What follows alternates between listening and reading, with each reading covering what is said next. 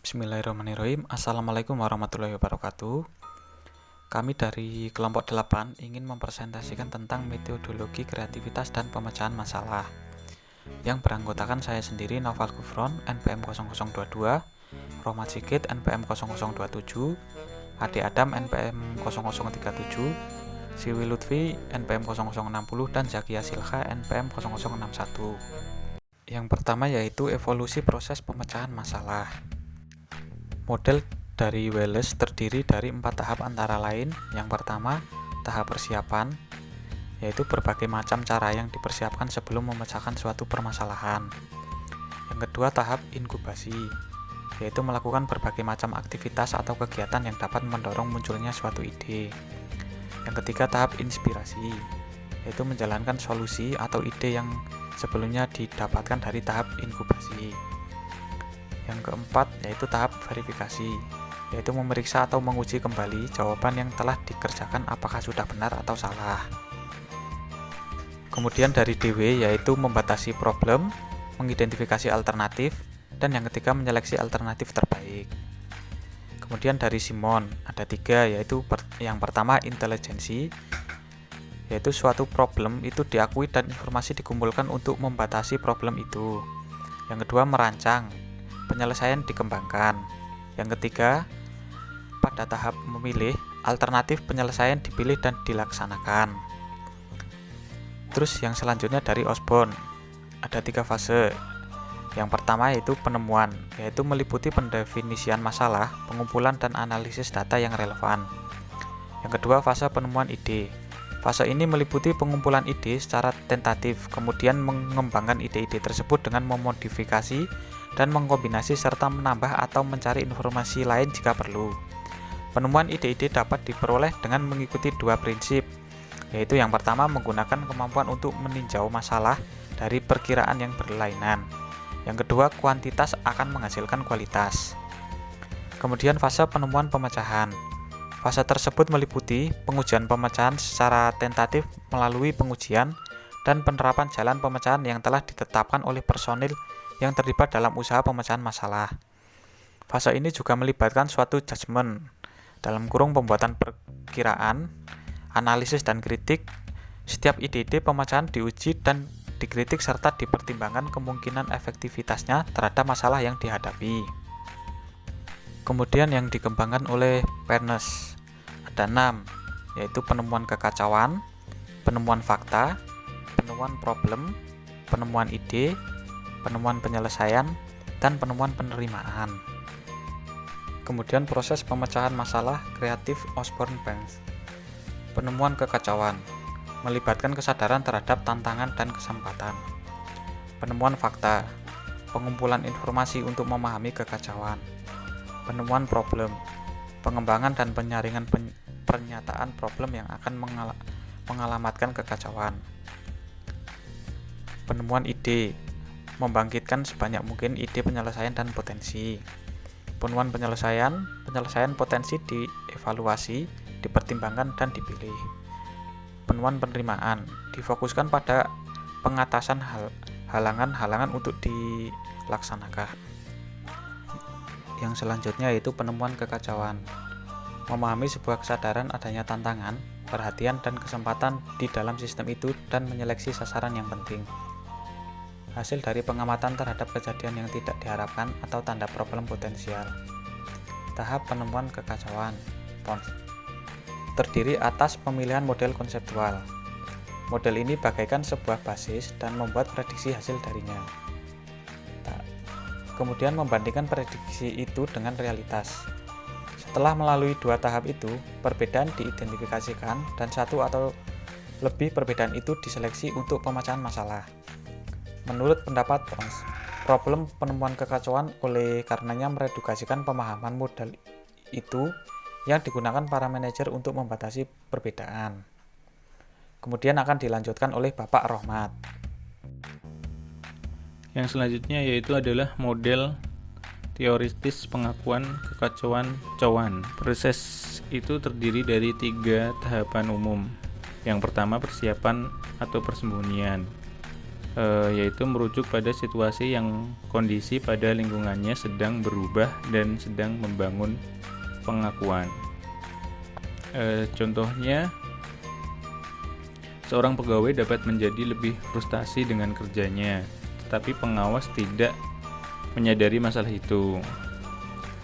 Beberapa kejadian yang bisa menimbulkan letusan dapat memaksakan adanya pengakuan terhadap problem itu, atau individu dapat menjadi lebih sensitif terhadap situasi kesembunyiannya. Yang kedua yaitu kategorisasi. Merujuk pada proses yang di dalam proses itu individu melihat bahwa sebuah problem ada tetapi tidak dapat sepenuhnya memberikan problem.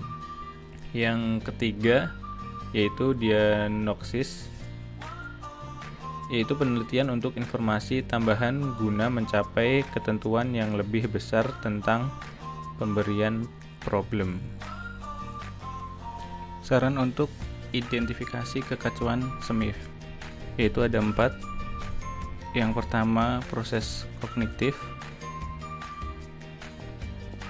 Contoh dalam sebuah film The China Syndrome, manajer pelaksana pabrik tenaga nuklir mengidentifikasikan cacat struktural utama pada pabrik dari melihat minuman kopinya setelah gempa bumi. Yang kedua adalah aktivitas yang berkaitan dengan peran individu. Contoh, jika sebuah fungsi individu adalah mempertimbangkan laporan pelaksanaan, fungsi mempertimbangkan yang demikian sering dapat mengidentifikasi kekacauan, karena individu itu dapat membandingkan laporan itu dengan beberapa model pada benaknya. Terus yang ketiga, motivasi personal.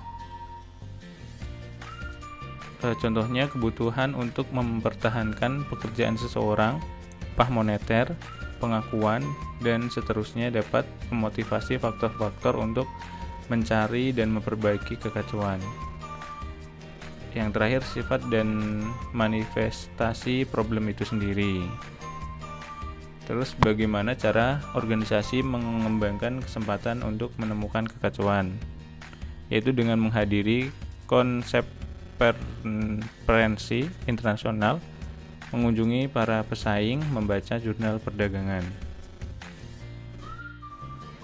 Yang selanjutnya yaitu adalah penemuan fakta. Mengumpulkan sebanyak mungkin informasi untuk memahami kekacauan ini. Semakin banyak informasi dimiliki, semakin baik dapat mempertimbangkan perspektif problem yang berbeda selama tahap penemuan problem dan mulai membangkitkan penyelesaian potensial selama tahap penemuan ide. Ide-ide kreatif sering menghasilkan pengamatan yang seksama terhadap kejadian yang luar biasa. Penemuan fakta berkaitan dengan penjelasan asumsi dan halangan-halangan terhadap kemampuan mengurus sehingga menghasilkan kekacauan dan menjurus kepada pembatasan problem yang singkat. Berikutnya proses penemuan fakta. Nah, dalam proses penemuan fakta ini ada 2 tahap. Yang pertama, pemikiran divergen. Nah, pemikiran divergen ini menggambarkan informasi yang relevan tentang kekacauan dengan menggunakan pertanyaan siapa, apa, kapan, di mana, dan bagaimana. Nah, tujuan dari pemikiran divergen ini adalah menemukan data yang sebanyak-banyaknya, baik itu data yang relevan maupun data yang tidak relevan. Nah, proses penemuan fakta tahap berikutnya yaitu pemikiran konvergen. Nah, pemikiran konvergen itu sendiri yaitu menyerap informasi yang sangat berguna sehingga problem dapat dijernihkan. Jadi fokus pada pemikiran divergen ini yaitu untuk mencoba memisahkan data yang relevan dari dan data yang tidak relevan. Berikutnya pendekatan daftar cek metode Gepner dan Trico. Metode Gepner dan Trico ini merupakan sebuah contoh pendekatan daftar cek. Sebuah diagnosis terhadap kekacauan diperoleh dengan menjawab pertanyaan-pertanyaan berikut. Ketika penemuan kekacauan mengenai penyimpangan, pertanyaan yang pertama, apakah itu penyimpangan akan dipertentangkan dengan apakah itu bukan penyimpangan. Kapankah penyimpangan itu terjadi akan dipertentangkan dengan kapankah penyimpangan itu tidak terjadi. Di manakah penyimpangan itu terjadi akan dipertentangkan dengan manakah penyimpangan itu tidak terjadi. Seberapa jauh penyimpangan itu terjadi akan dipertentangkan dengan seberapa jauh penyimpangan itu tidak terjadi. Siapa yang berhubungan dengan penyimpangan itu akan dipertentangkan dengan siapa yang tidak berhubungan dengan penyimpangan itu. Jadi dalam pendekatan daftar cek metode Gardner dan Trigo ini dapat diperhatikan bahwa kata kunci mengapa tidak ada. Hal ini terjadi karena kata kunci itu tidak mengandung pengertian untuk menanyakan mengapa pada tahap analisis problem ini. Berikutnya penemuan problem. Jadi penemuan problem ini proses perumusan seperangkat kondisi sekarang, gejala-gejala, penyebab-penyebab, dan kejadian-kejadian yang menggerakkan terhadap sebuah problem atau seperangkat problem yang cukup baik dikhususkan sehingga resiko penggunaan prosedur analitik untuk memecahkan problem yang salah diminimalkan. Nah, jadi penemuan problem ini difokuskan pada pengembangan dan penyaringan pernyataan problem yang akan mengalamatkan kekacauan itu. Sebuah peribahasa yang sangat dikenal yakni sebuah problem yang sudah dapat dibatasi sudah dapat dipecahkan setengah.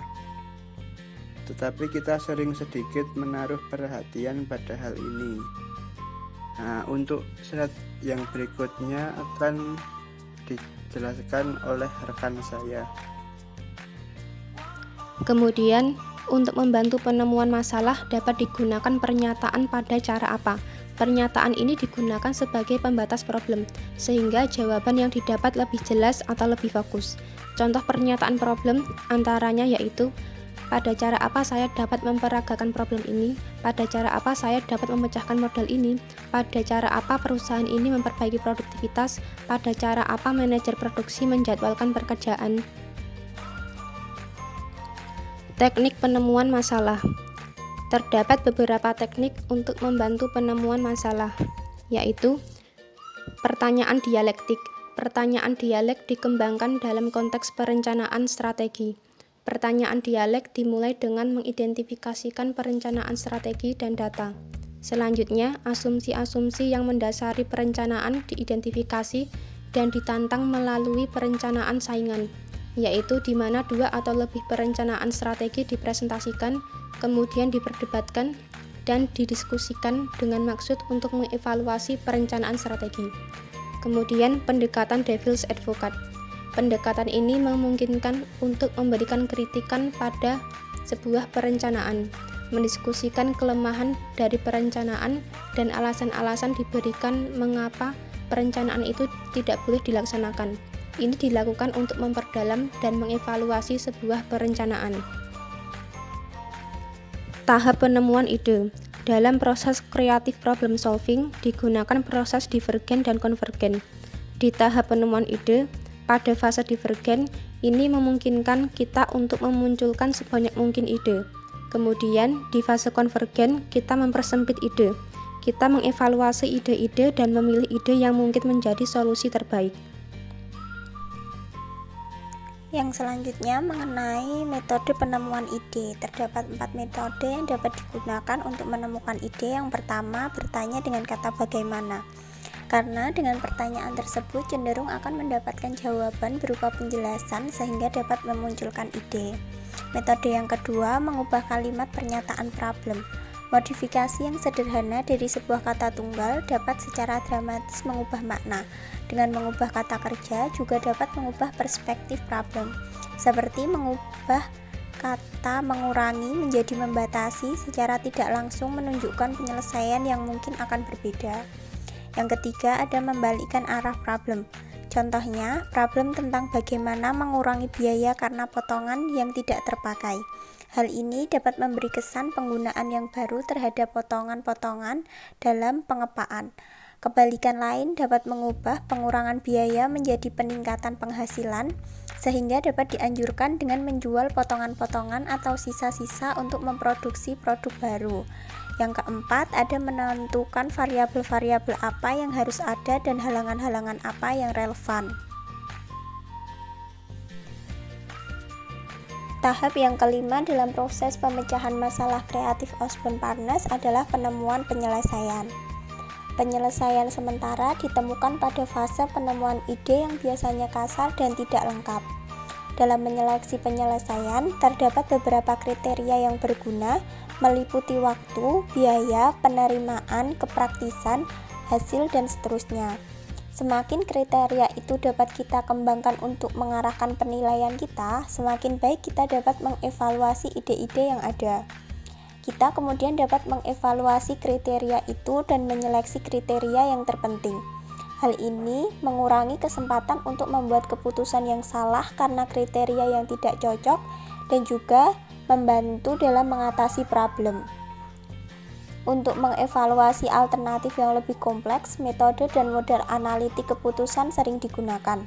Selain itu, metode analisis keputusan formal seperti bagan keputusan juga sering digunakan untuk mengevaluasi alternatif-alternatif yang ada.